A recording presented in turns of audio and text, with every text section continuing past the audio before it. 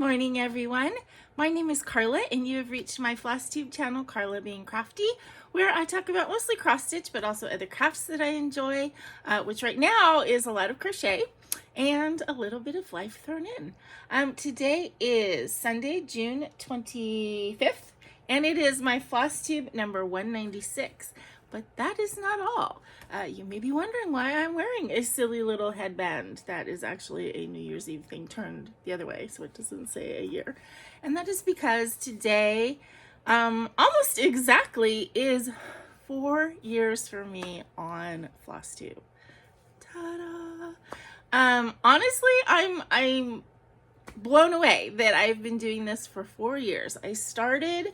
my very first FlossTube episode was I did it on a Saturday then. It took me a couple weeks till I got into the Sunday routine. And it was the Saturday before 4th of July weekend. And then my second video, I believe, was July 5th, the following week, which I think was a Friday. Yeah, and that was 4 years ago, 2019. So I have to give a big thank you, shout out to everybody who has watched my videos regularly, who has subscribed and watched and supported and encouraged me on this cross-stitching FlossTube crafty journey. And thank you so much. I'm so glad that you have spent this time with me, and I'm so glad I started it. It took me so long to actually sit down and film that first video. I don't know that much has changed in the way I do anything in the 4 years, but it was hard. It was hard to sit down and do that first one. And all I can say is, if you have been thinking about doing it and are undecided or nervous or whatever, just do it. There's not really a downside to it. And, you know, a lot of people are like, I don't know what to do, or I don't know what to say, or I don't know how, blah, blah, blah. My best advice, honestly, one of my best tips that I could give you is to go to a couple channels of FlossTubers that you really like, or YouTubers even, whatever. And people that you watch regularly, that you really like them, or you admire how they do stuff, and go back and watch the first couple of videos, and you'll be surprised how much nobody knows what they're doing when they first start. You know, yes, there's professional YouTubers, people who do YouTube as a living, as a channel.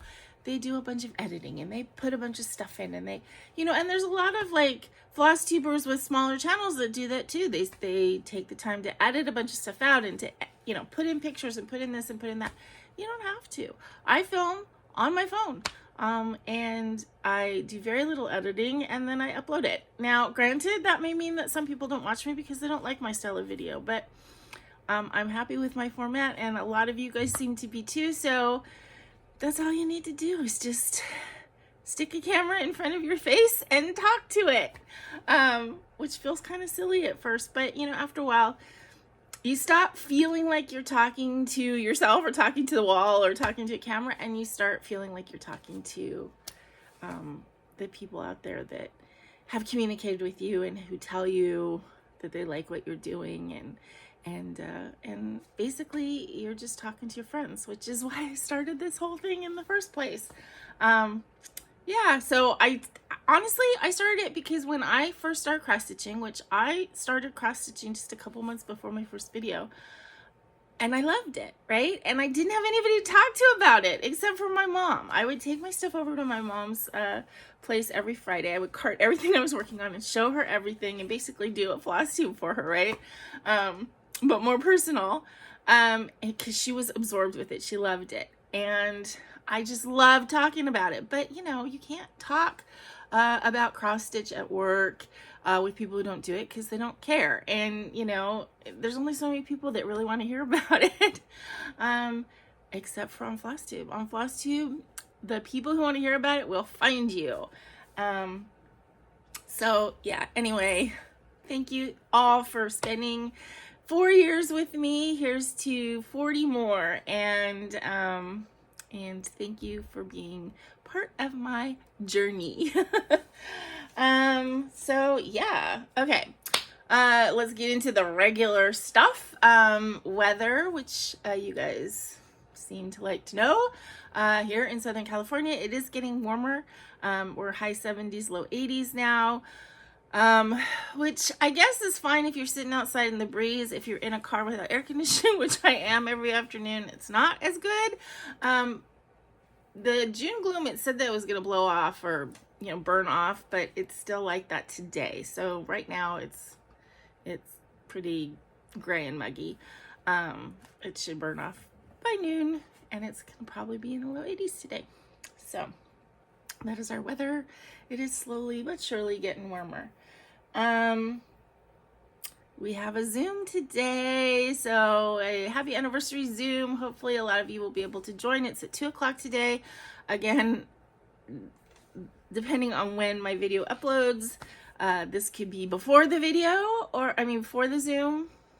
You might be being able to see it before the Zoom or not. But all the information is in the box below.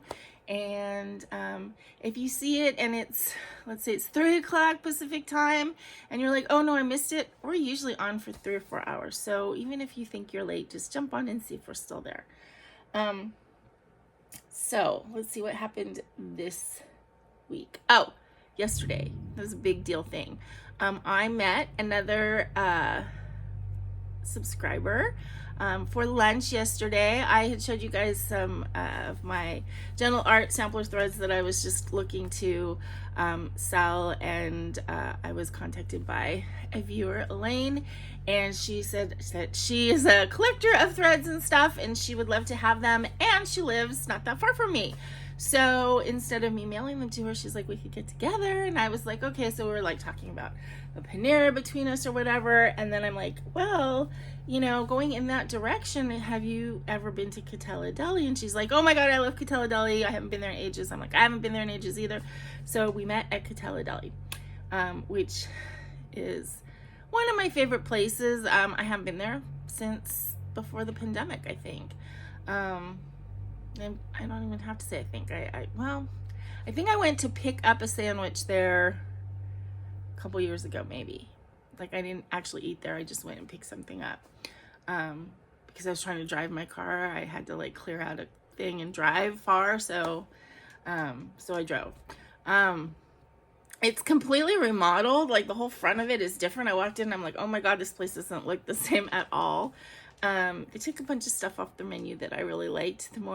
Some of the more traditional things, but most of the stuff is the same. Still fantastic corned beef sandwich, which of course is what I got, and their bakery still has all the delicious cookies, so I had to indulge and get a couple cookies to bring home. But meeting Elaine was fantastic. You know, we got along really well. One of those people that, you know, you meet them for the first time, but you feel like you've known them forever. And I don't think that will be the first time that we get together. She was telling me that there's something in Costa Mesa that she goes to occasionally. It's some kind of like a craft fair type thing, and that they have it, you know, like once a quarter or something. And I'm like, well, next time you're going, let me know. Maybe we can meet there. So I think that's great that I have another in real life friend that I've gotten from this channel.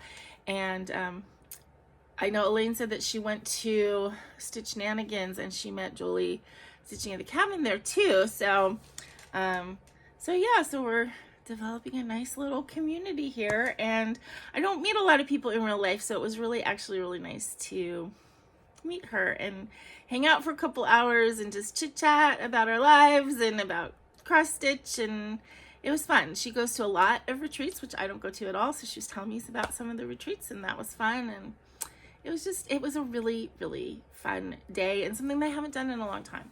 So that was great. And yeah, nothing very exciting happening this week. My boss is out of town. I think I mentioned last week he's out of town till Thursday, I think. So it was quiet in the office for the first half of the week, and it wasn't that confusing the second half of the week either, because he was kind of coming back from being gone, you know, mentally. So yeah, work wasn't too stressful. Just chugging along, you know, just chugging along. doing my crafting at night, etc. And yeah, so let's get into it. I talked to you guys last week. I showed you some finishes that I had, or a finish that I had, and then that it was my Be My Own Valentine, and then I had the one from last year as well. And I was trying to decide what to do with them, FFO, and I had mentioned I was thinking about putting them on boxes as box lids, and I did that. So I have this to show you. So this is the first one, and I just basically just put some felt, some sticky felt behind these things, and kind of iron them down, and then just use some double stick tape and stuff to hook them to the box. So the box is empty right now, but I have this one. Yeah. But they're also not on here so tight that I couldn't remove them without damaging them later. So I have that one, and then this one, which is on a chocolate box, an empty chocolate box. So now these boxes, oops, these boxes are available to hold any variety of stitchy stuff or crafty stuff that, I mean, goodness knows, I have a lot of crafty stuff around here. So now I have a couple of decorative boxes to put things in and do a little organizing when I feel so inclined, which, you know, every so often I feel so inclined. So, ta-da! I don't know, I like the way they look. I think that they're cute on the boxes. You know, when I do a bunch of things, I don't have a bunch of wall space, so I'm not into necessarily hanging everything up. I really like the way Laura from Stitching at the Shore has her scrapbook. So that has been running through my mind for ages, and I just haven't gotten it together to kind of do that. But I don't know, I thought this is kind of a cute alternative. So that was done, and now I have to figure out something to do with them, or where to put them, or what to put in them. Okay.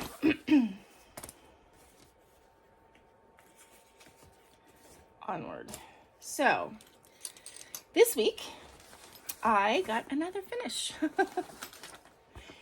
It's not a big finish, which is not surprising, and I have realized that that's going to be happening all year. It's like I'm getting finishes done of all of like my smaller things, so I'm going to end up with just a bunch of like really big long-term projects. So I think a lot of what I need to start is going to have to be smaller things, just so that I can have finishes, because if I don't have any finishes, that makes me feel bad. Like I like starting things, but I also like that thrill you get when you finally finish something. So I finished the Cardinal that I was making for my friend Tracy. This is my third bird that I've made for her, and the fourth, well, actually not even the fourth cross stitch, because I made her stuff at the very beginning. Some Mill Hill wine kits. They're really nice, but she and I kind of got on this bird thing for her. So this is the third bird, although Stacy, my sister-in-law Stacy, and I did also make her a chipmunk last year, but the birds are just going to be an ongoing thing for her, and this is this year's bird. So I finished the Cardinal. I just have to put it in its hoop. I've been doing the rubber hoop finishes on the birds that I've sent her, and I think that they look really good that way, and that way they're all kind of matching. So my 2023 bird for my friend Tracy. I'm trying to hold things.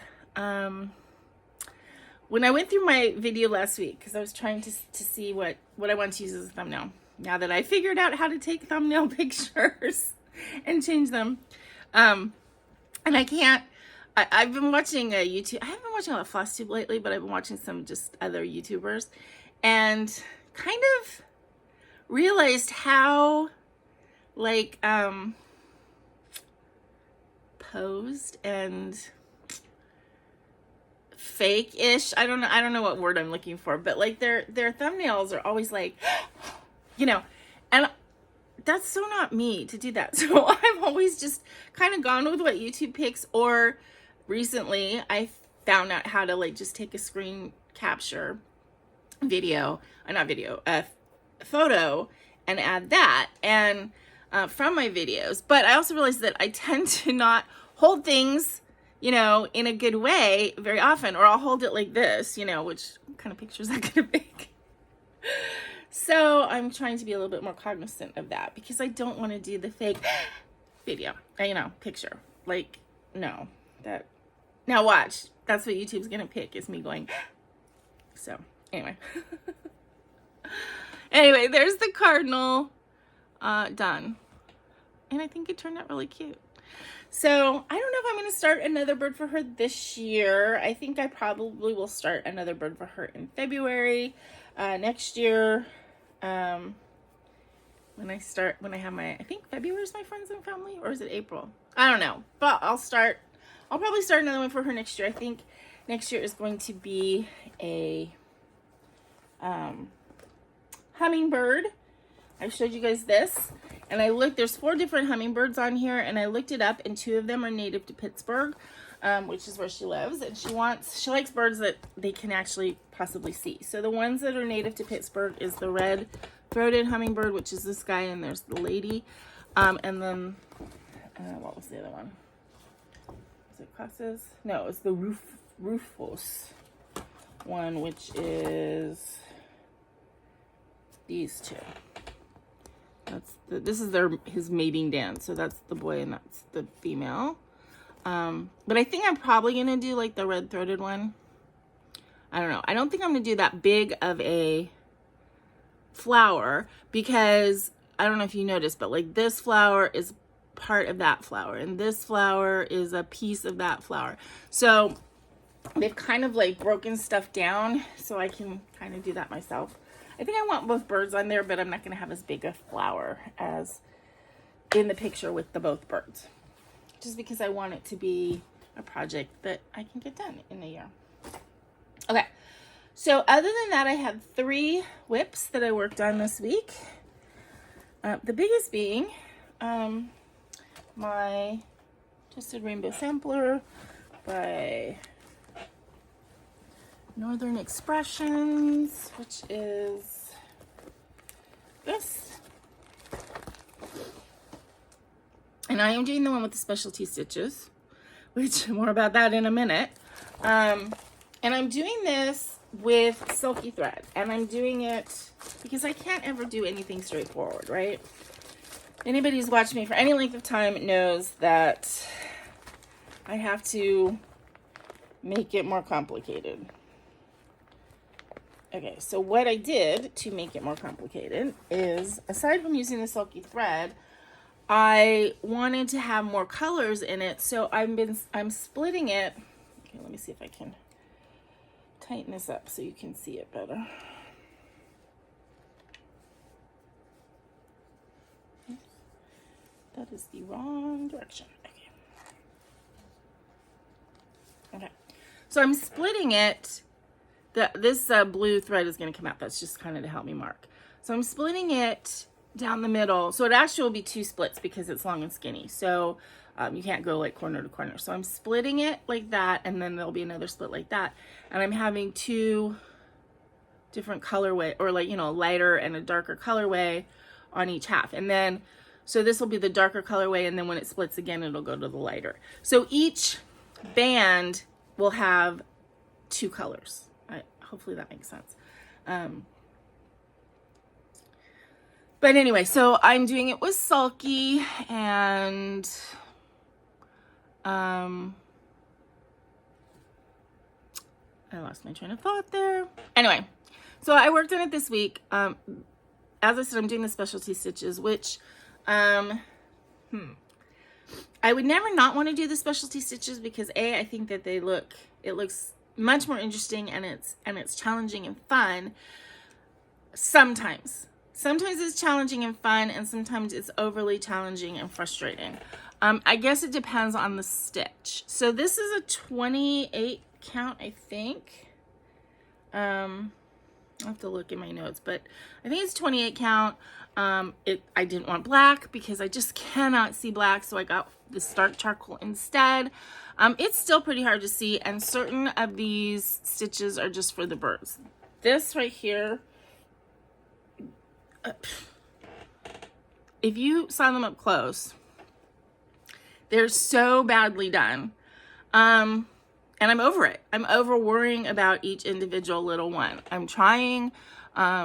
Some of them turn out great. Some of them turn out completely wonky. I am not going to rip them out. I'm just doing them. And if they turn out like crap, I don't care. It's going to be framed on a wall or whatever. And, you know, it is an experience to do it. I kind of felt the same over here, that there are certain ones of these that didn't look great. But you know what? The band's done and I think it looks fine. I'm over worrying about it and stressing about it, and I'm trying. I have like a magnifying glass to use if it gets really challenging, but that has its own challenges using the magnifying glass. It's like I cannot see through the magnifying glass with both my eyes. I end up winking, and it's very tiring. So I did probably about this much of the lighter peachy color. And then I went on to doing the cross stitch part because I was just, my eyes were crossing. So I'm sure that this project is going to be extremely long-term, just because when I hit those specialty stitches, some of them are just ridiculously challenging. And it's not that I don't know how to do the stitch. I mean, the instructions are really good. I've done specialty stitches. I'm doing specialty stitches in the Chatelaines that I'm doing. So it's not that I don't know how to do it. It's that it just, you know, it just doesn't seem like there's enough threads and holes in the little space that it wants me to go in. I think it's a vision thing mostly, and just that it's small and dark fabric, and it just is super challenging. So I know this is not like expert level the way it looks up close, but you know, from far away, nobody's gonna care. I don't care. So anyway, but I did work on that, and it was fun. I was getting a little frustrated. I was actually texting Julie while I was working on it, and I was like, I'm over it. These look like crap. She's like, oh, it looks fine, don't worry about it. You know, which is what a good FlossTube friend is going to tell you, right? Because it's true. It's like we get really, really frustrated with ourselves that it has to be perfect, and it does not have to be perfect. In fact, if I'm honest with myself, like some of the flaws and stuff, I feel are what make homemade items charming. I mean, you don't want them to be, you know, full of knots and snarls and things, but you know, if you have an off stitch here or there, and you're looking at your piece that you did 3 years ago and you find that off stitch, it's like, oh, look what I did, you know. So I don't know, it's part of what makes it homemade, and it's like perfect in its imperfection. I mean, otherwise we'd want everything, you know, machine made, and you know, homemade is like way more expensive, right, than machine made clothing. Part of it is because it's got that character to it.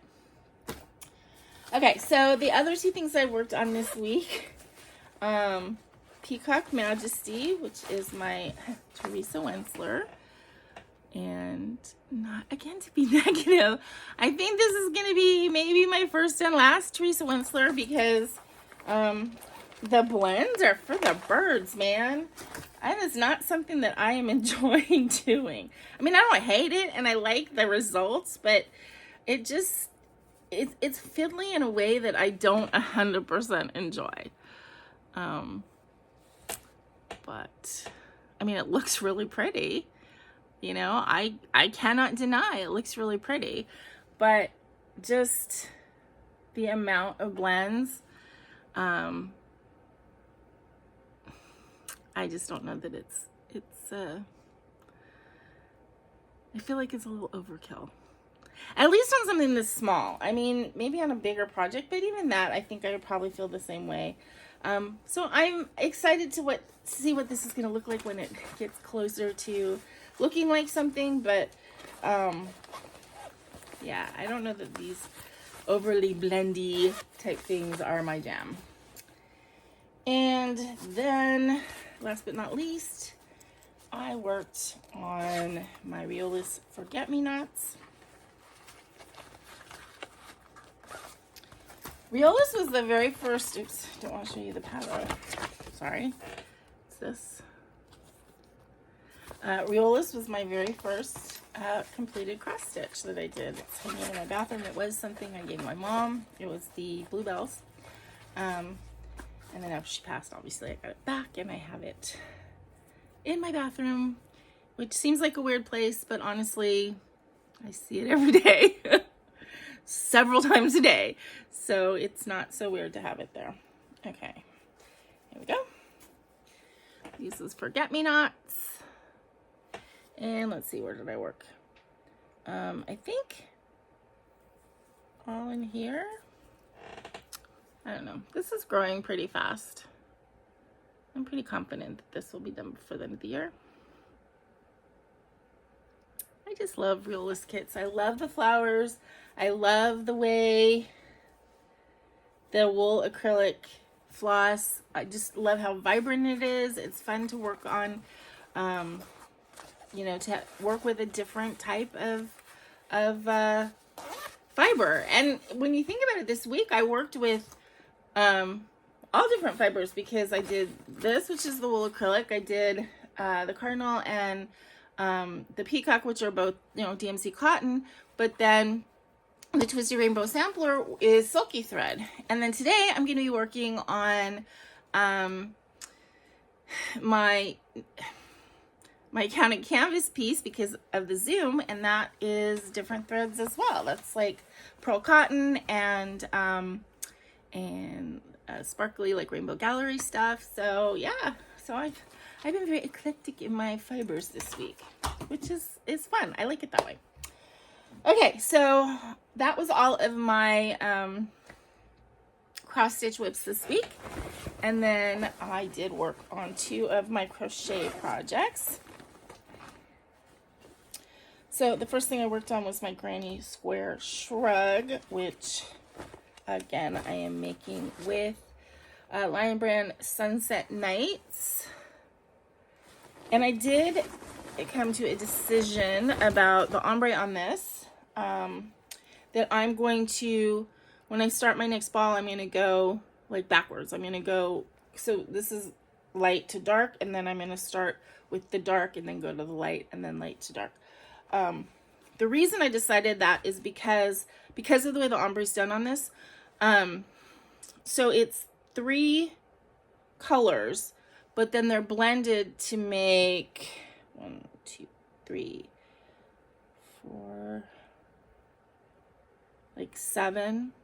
Is that right? 7 colors. So you've got, because it's a 3-strand thread, so you've got the middle is 3 lights, and then you go 2 strands of light, 1 strand of medium, 1 strand of medium.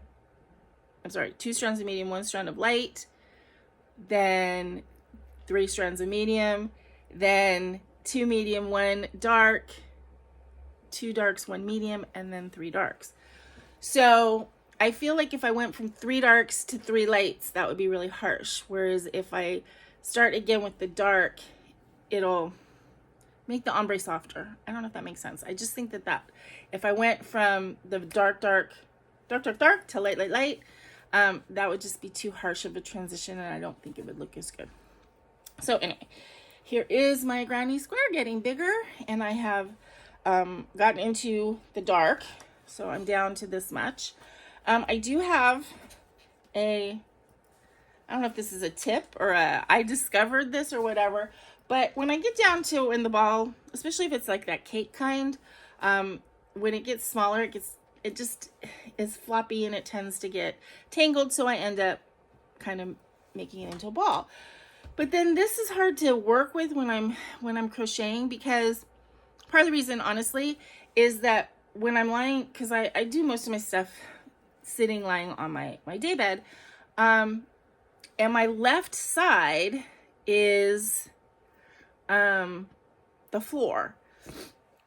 So when I'm crocheting, I want my thread to come from the left, but there's no place to put it. So it ends up over here and it has to cross my body, and it doesn't flow right. So I've seen, you know, like yarn bowls that basically it's like a bowl, you put your yarn ball in it, and then there's like a slit in it that you feed your thread through so that it can roll around in that ball, but not, I mean in the bowl, but not go anywhere. So I was trying to think of something that I could use like that without having to buy a bowl, and I have an empty Kleenex box. So last time I was working on this, I just shoved that in the Kleenex box, and it feeds like perfectly, and it can bounce around in here, but it doesn't fall on the floor, it doesn't go anywhere, it doesn't get tangled, and that worked really well. So it, you know, it's not going to work with a bigger ball, it wouldn't work with like the full cake, but when it gets smaller, I think it works really well. So I felt kind of like clever figuring that out. Okay. And then the other thing that I worked on this week as far as crochet is my amigurumi that I showed you guys last time. I still haven't finished the dragon wings. I kind of didn't hit a roadblock, but it got a little bit challenging, and so I kind of set it aside. But I wanted to work on this one anyway, so I have that done. What do you guys think? Does he look good? I hope he's not too, I mean, I hope he looks like he's supposed to look. I'm not the expert. The receiver is the expert, so hopefully he'll be kind. His little sideburns don't want to lay down, so I may have to sew them down, but I kind of didn't want to.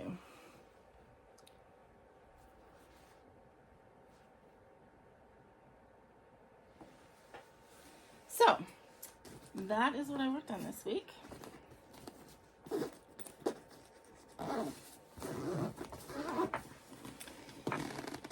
And I know, like, starting the crochet, I'm doing a little bit less in my stitching, but you know what? It's all good, and it's all crafty, and it's all good for me, and yeah, I'm enjoying it. So that is it for all of my projects this week. I do have a little bit of stitchy kindness that I got from Elaine. She actually said she was giving these out when she went to the retreats, and she had a couple extra, and she gave them to me, which is, I think, really cool. So she was giving out these little calling cards that have her Instagram on them, which I actually have to follow her. And she was giving it out with a little bit of floss, right? And she gave me purple because, you know.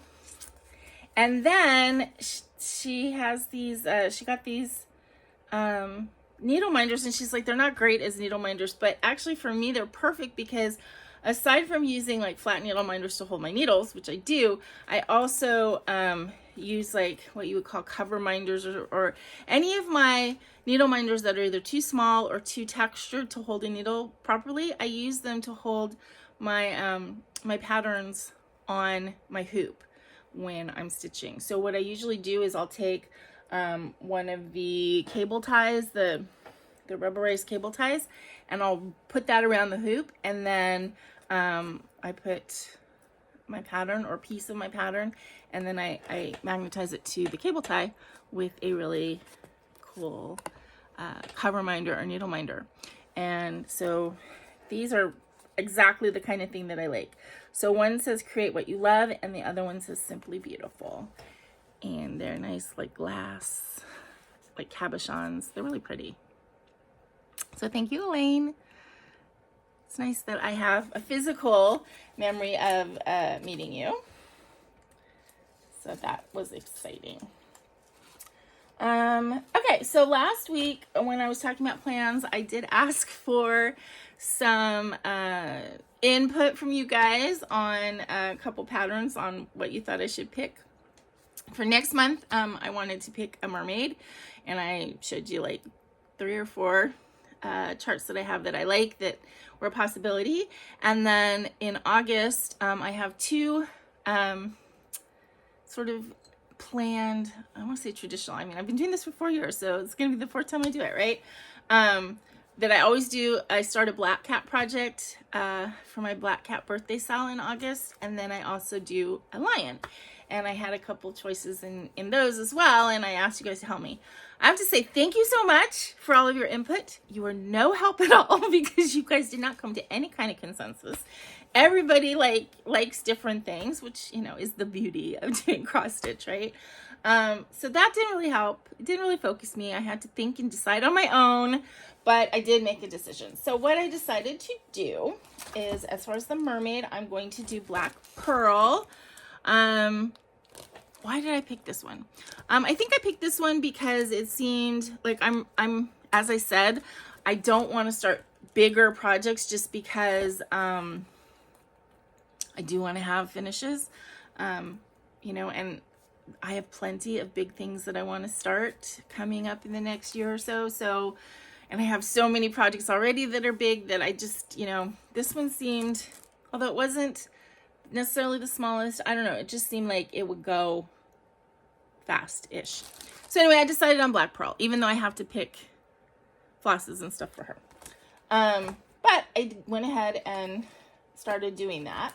So you guys know I'm not a neutral person, and on top of which, I don't really understand all of these mermaid patterns that are done on neutral fabric, because in my head, that doesn't make any sense. Mermaids live in the sea, and the sea is not that color. So anyway, the color that I chose a 28 count Opal Lugana. This is from, I think, Dying for Cross Stitch. It's a green. I just think that this color is going to look great. Now, what I thought was funny is I decided on this after I had talked to Elaine that we were going to go ahead and meet, and, you know, she was going to buy those flosses for me, all my gas. This uses gas, and I'm like, oh, should I look and see? And I'm like, no, you know what? I don't need to look. It's gassed and DMC. And I was like, I don't need to use gas because that's not me anyway. I was telling Elaine with the gas threads, is like, I've used them over the years, but I don't ever really use them because it's called for. I use them because, oh, I need an orange, and I go look and that's the one I pick, right? So what I decided to do is I went ahead and pulled flosses. The tail and like her body and stuff are done mostly with like a black and gray, black and gray basically, and so I chose these colors. These are actually Needle Necessities, and I think this is going to be the main color. And then I have some gray, and I have, you know, I have DMC black if I want to use black, and I also have this. But then, okay, the other thing that I started to pick was I have some silks, and I haven't really used silk in a project except for when I did the rose for my mom, the tribute piece. But I had all of those flosses sitting here, and I was like, wait a minute, I could use those again for this piece. So I am going to use some of them. I have this gray color that is a silk, so I might incorporate that. The hair color on her is 2 DMCs. It's a DMC 3777 terracotta, very dark, and 3857 rosewood dark. So she has kind of a red color hair. I didn't have either of those DMCs. I looked.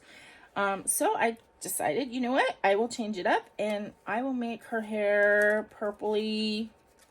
And I think actually I pulled these two colors to start, which those actually are classic ColorWorks.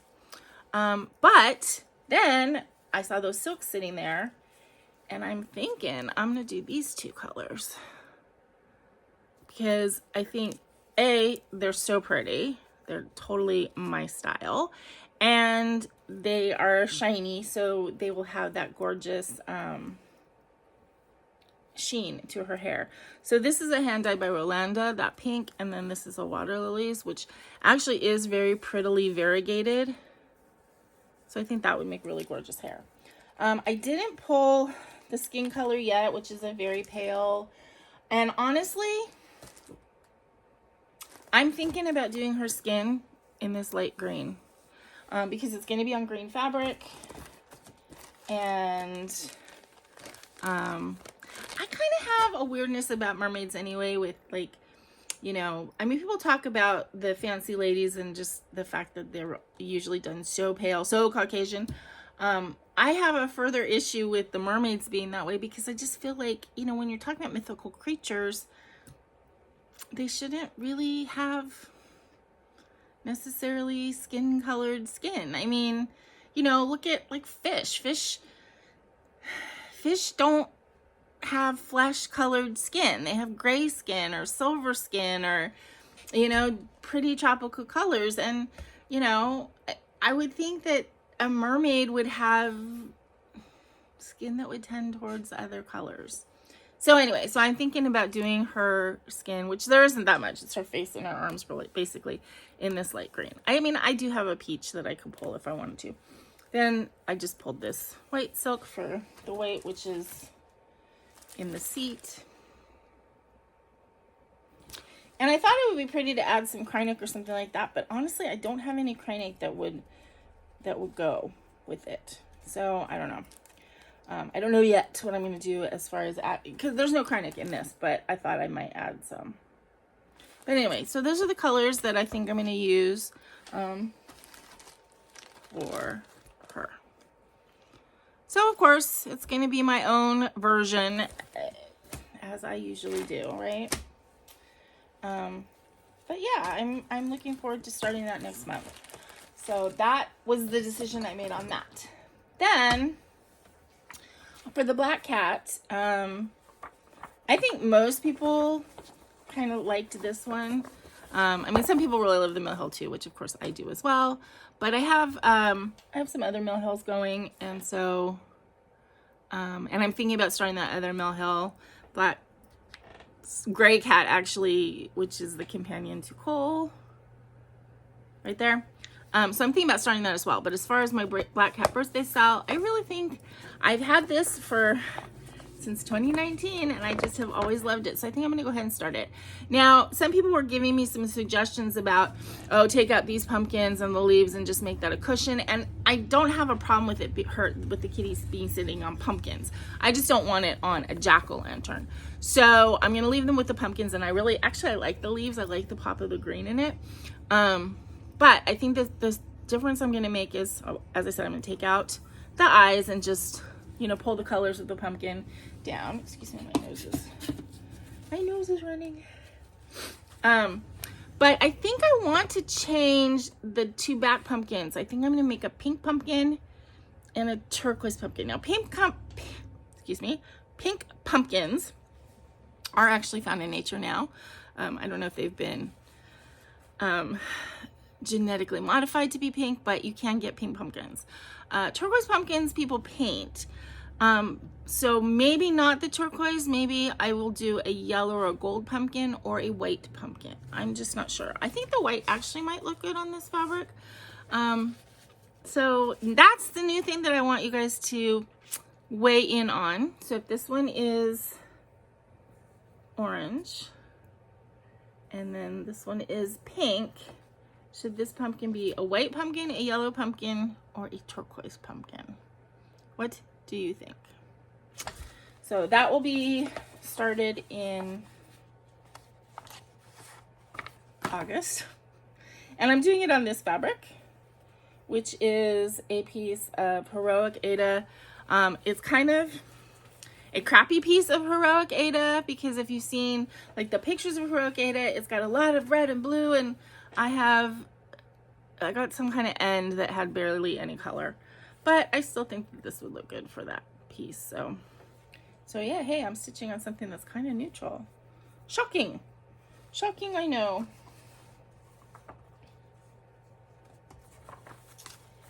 And then the last decision was on my lion piece, and a A lot of people actually did say that they liked this, the line from this book, the head, which I do as well. My hesitation was like, this is going to be really hard to stitch on because of this book and it's unwieldy and blah, blah, blah.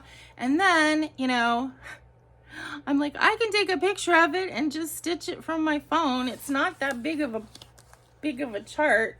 So yeah, so I'm going to do that, and I'm going to actually stitch this on perforated paper. I have some silver and gold perforated paper that I bought for a project way long time ago that hasn't totally come to fruition, but it doesn't matter. I have the gold perforated paper, and I think that this would look really cool on gold perforated paper. So that's what I'm going to do.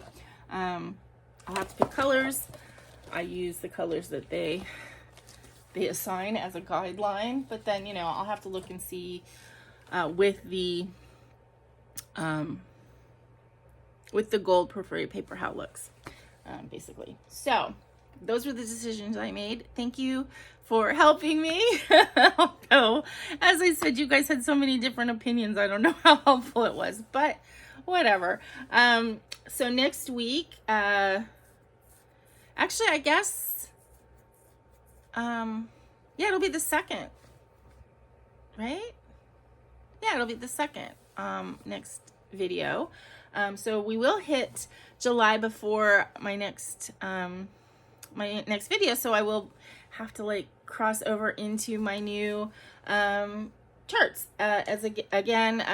July is going to be floating fantasies. So I'm going to start my mermaids. So I think the new mermaid, my Bella Filipina mermaid are going to be on the list. My classic Pooh, because he's floating on a balloon. I'm going to start the frog dancer companion, which is Frog Bouquet. I don't know, frogs float in the pond. You know, it's a loose interpretation. And let's see, what else did I think about for next month? I'm not sure. I'm not sure. I'm sure I had other things in mind that are like floaty things, and you guys will know next week what's on the list. So this week I'm going to continue with my, you know, fireworks things, which again, it's a loose interpretation. I only have one thing that would even really be considered actual fireworks, but you know, it all works for me. So that's the plans.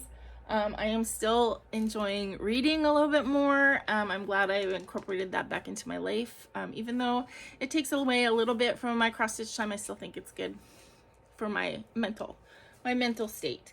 So anyway, again, thank you guys so much for being with me these past 4 years. You have no idea how much FlossTube and all of you and your friendship and your I guess attention to me has enriched my life. I've gone through a lot in the last 4 years with you. We went through a pandemic. I lost my mom. There's been, you know, life stuff happening.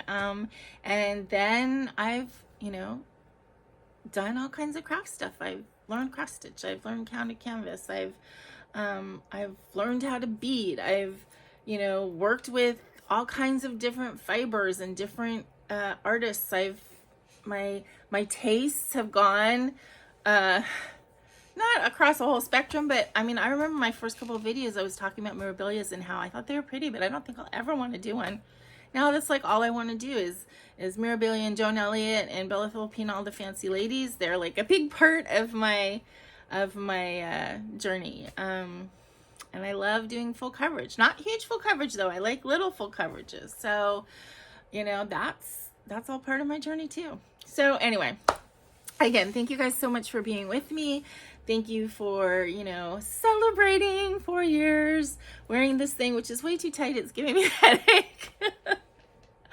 I thought about it yesterday when I was like thinking about doing my video, and I'm like, oh, I should have gotten, you know, like balloons, and you know, I didn't think to do it, but then I remembered I had this, so I figured I would wear a silly headband during the video and celebrate that way.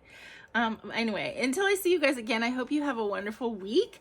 I hope that some of you can join today on the Zoom. I'm looking forward to meeting up with friends today online. And until I see you again, please remember to be content, be kind, and be crafty. This is Karla. Bye-bye.